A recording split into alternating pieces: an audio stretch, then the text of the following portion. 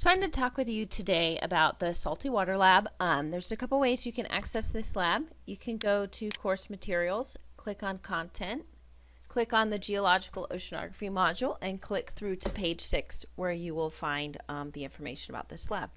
The other thing you can do is click here on this orange button and then scroll down to where it says Salty Water, and you can click here and it will download the lab for you. And then you can open it. Okay, so now we've got the lab and we can kind of figure out what to do. If there's any questions that students ask about the lab, this video and anything we use in this video, I'll put the links to those here under Salty Water. So if if there's anything you need, it's right there. So let's kind of go through and look at this lab. I haven't really looked at it either yet, so we're kind of looking at it together for the first time. So this is a lab that you guys are going to do in person. Okay, so you're going to actually do something. So let's kind of see what's going on here. Just making it a little easier for us to read. Okay, so it says make a mixture of half salt, half water, or half salt, half soil by mixing a 1/4 cup of salt with a 1/4 cup of potting soil. Okay, so you're telling you exactly how much to mix. Then you're going to take a paper cup and you're going to use a pencil and you're going to punch 5 holes in the bottom of the cup. Then you'll place a coffee filter inside the cup and put a couple tablespoons of the salt soil mixture inside the coffee filter. And then we're going to hold the cup 2 centimeters above a sheet of black paper. We will add 1 cup of water and allow the water to drip on the paper. When all the water has dripped out onto the paper, we're going to allow the paper to sit in the sun to dry. So basically what you're doing is you're looking to see how much salt is coming out of that soil. Okay, because the salt will kind of dry white. It'll leave like a white ring or something like that on your paper. Okay, so let's see with our data and observations. We're going to record qualitative and quantitative observations. Okay, so let's think of, okay, they've got some that they've got here that they were suggesting that you might look at. You want to describe how the water fell from the cup, maybe a description of the color of the water, the smell of the water. You can draw a picture of the black paper during and after the experiment. I'm going to add some other things that you could maybe discuss. You could that would be, all of those are kind of qualitative observations because we're not dealing with any numbers. You could measure the diameter of the water mark after it dries. You could well, that's pretty much, I'm thinking, the most of the number data that you could collect. It would be difficult to scrape the salt off and kind of weigh it or something like that. I guess you could take the mass of the paper before the experiment and then take the mass after it had dried.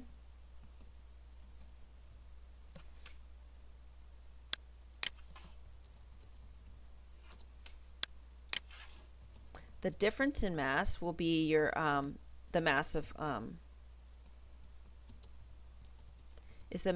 the salt that leaked onto the paper. So those are the two numerical observations I can really think of right now, the quantitative observations. So now let's go to the analysis and conclusion section. What does it say? It has about 8 questions. 13 questions it wants you to answer. Okay, so let's go ahead and let's make a lab report for this. Okay, so we're going to start from scratch. Let me see if I can make this really big. Yeah, this is great.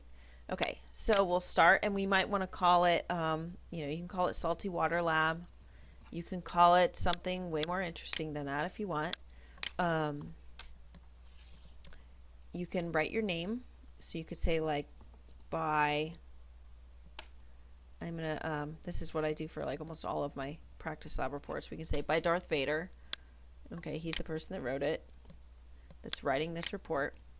Then you'll want to say introduction. And then here in this introduction, you're going to type information. You don't have to bold these, but I'm just doing it to make it easier for you all to read. Okay, so in the introduction, now this is in paragraph form.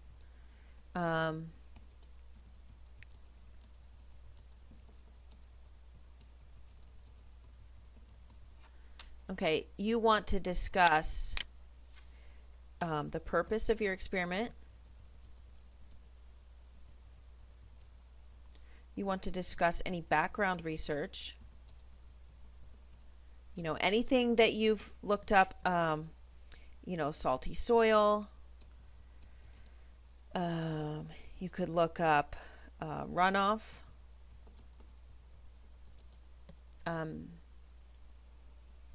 Basically anything to do with salt and soil. Okay, and you're going to want to look this up. Okay, so that means you will need an outside source. Okay, when you cite this in your paper, you'll write, you know, you could say salt commonly runs off of soil into waterways. And then you could use, here, to keep with our Star Wars theme, we'll do Skywalker. And that would be our, you know, that might be how we would cite it.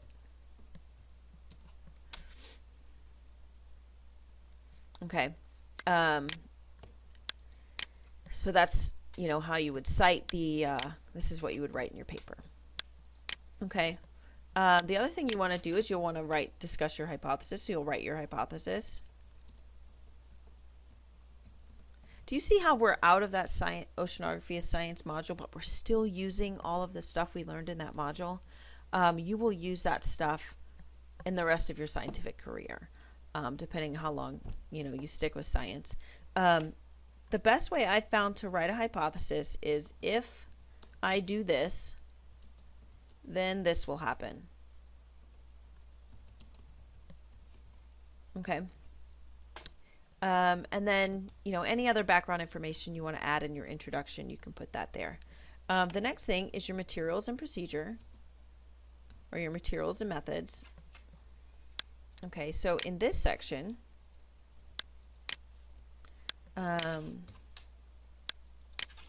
you'll want to list your materials, list your procedure.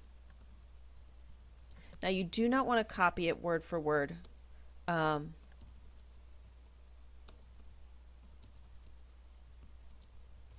the lab handout. You will lose points for that. Okay, and it'll be really easy for me to tell if you did that. So do not take this and copy it over here. Okay, you'll lose points.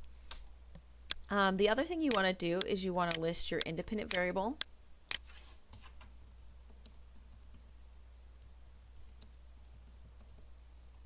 And your dependent variable. Okay, so your independent variable is the thing that you changed. So in this lab, what did we change? We added salt to the soil, so the salt would be our independent variable.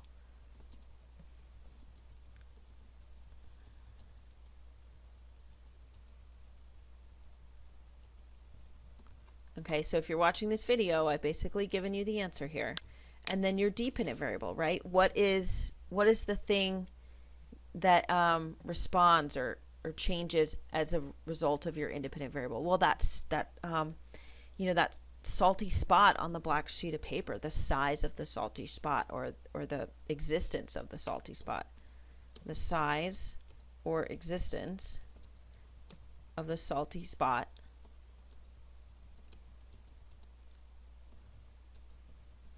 you know, if you wanted to make this a controlled experiment, then you might do like another,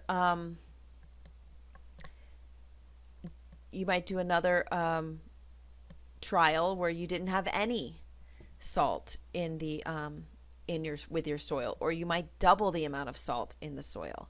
Okay, if you didn't have any salt in your soil, that could be your control variable. If you doubled the amount of salt, that would be another experimental group. So it just depends. But you're going to want to list these things in your materials and methods section. Okay, then you'll have a data and observation section. For this lab, you don't really have to make a graph because there's nothing really graphy, that you need to discuss. But you are going to want to put this one in paragraph form.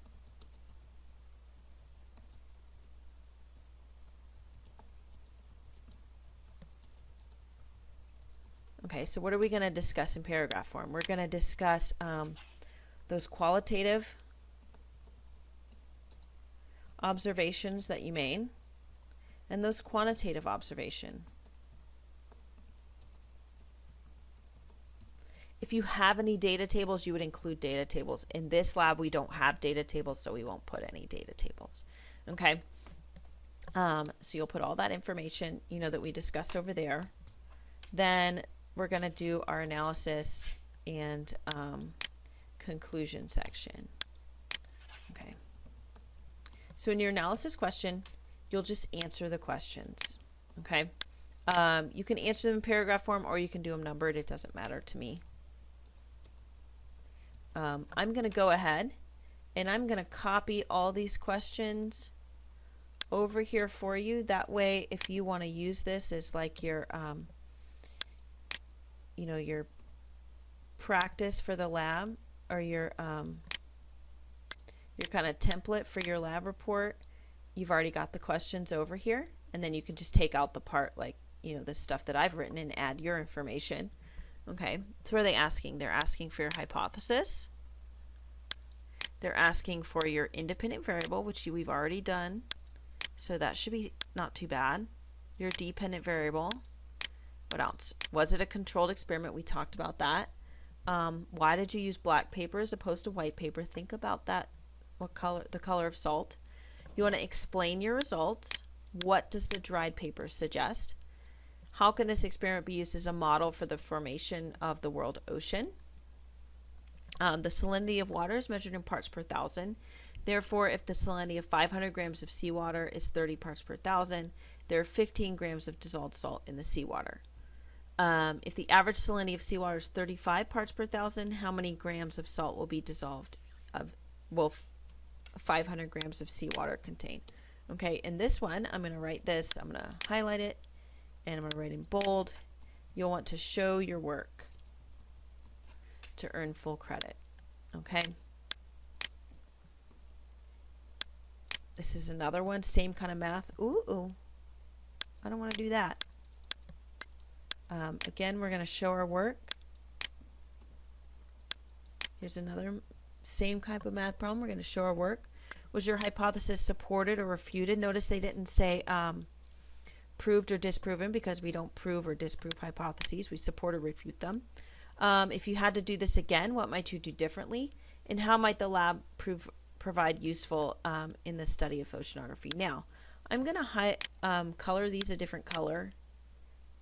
And the reason I'm going to do that is because if you were going to write a conclusion in this lab report, those questions would be the things that you would discuss in your lab report.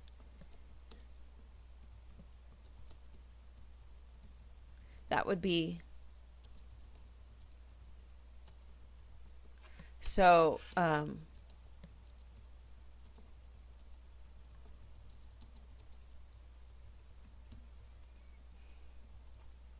So for example, if you really wanted to make like a, top of the line lab report that, had everything exactly the way it was supposed to be,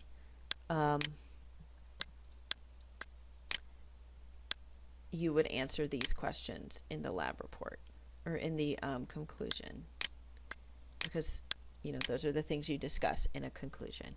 Okay, so that's basically how to write your lab report. And then if you're doing this, you could take and you could delete all that, or you could leave it there. It doesn't matter to me.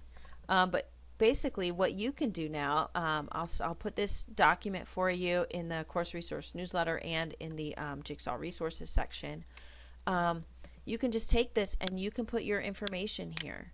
Okay, so the purpose of the experiment, you can kind of start here, and you could say, the purpose of my experiment was to blank, blah, blah, blah, blah, blah. Then you can discuss your background research.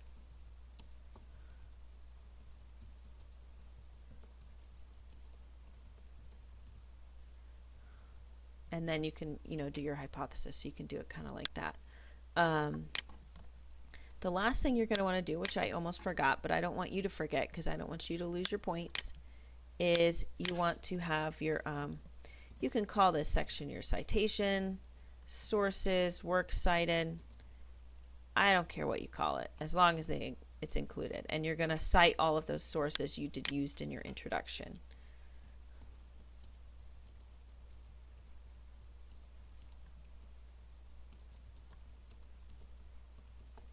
And you must have at least one.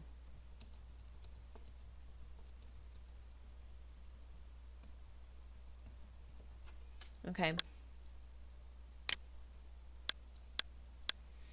Okay, so that's basically how you do this salty water lab. Hopefully it's kind of fun for you.